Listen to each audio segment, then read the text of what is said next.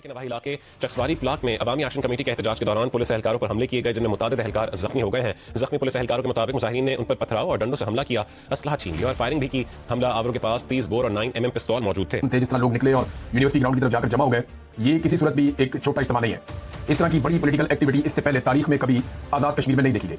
अब सितंबर 2025 में दोबारा इस अवामी एक्शन कमेटी की जानिब से एहतजाज कर दिया गया। इस पर अवामी एक्शन कमेटी ने 29 सितंबर को लॉकडाउन के लिए दी जाने वाली कॉल के खिलाफ दायर 2 पिटीशन को यकजा करके हाईकोर्ट आजाद कश्मीर में समाप्त हुई। अदालत ने समाप्त के दौरान ये कहा कि जी पुरअमन एहतजाज जो है वो किसी का भी हक है, तो उसे रोका नहीं जा सकता। Welcome back. आज कश्मीर के हालात बहुत खराब हैं। लोग एहतजाज कर रहे हैं, सड़कों पर निकल आए हैं। क्यों?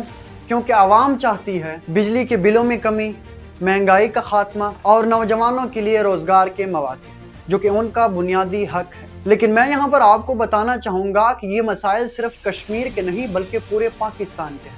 और यहाँ पर सवाल ये उठता है कि क्या पाकिस्तान के हालात नेपाल या बांग्लादेश की तरह हो सकते हैं? पाकिस्तान के हालात इस वक्त क्या हैं? महंगाई आसमान को छू रही है, बेरोजगारी आम है, करप्शन हर इदारे में जड़ें पकड़ चुकी है, इंसाफ सिर्फ ताकतवरों को मिलता है जबकि गरीबों को अदालत के चक्कर लगाने के सिवा कुछ नहीं मिलता। क्या ये इंसाफ है? क्या ये वही निशानियां नहीं जो हमें माजी में बांग्लादेश और नेपाल में देखने को मिली थी? नाज़रीन, तारीख हमें ये बताती है कि जब आवाम के सब्र का पैमाना लबरेज हो जाता है, तो जब नाइंसाफी और गुर्बत बढ़ जाती है और जब हुक्मरान आवाम की बात सुनने के बजाय अपनी जेबें भरने में लग जाते हैं, तो फिर बगावत फैलती है। याद रखिएगा कि बगावत एक दिन में नहीं होती, ये हमेशा जुल्म, नाइंसाफी, गुर्बत और आवाम की मायूसी से पैदा होती है। जब आवाम को इंसाफ ना मिले और जब अमीर अयाशियों में डूबा रहे और आवाम 2 वक्त की रोटी को तरसे, ये एक अंदर ही अंदर एक लावा फटता है और जब ये लावा फटता है तो पूरे सिस्टम को बहा ले जाता है। याद रखिएगा कि पाकिस्तान में बगावत और मुल्कों की तरह नहीं होगी,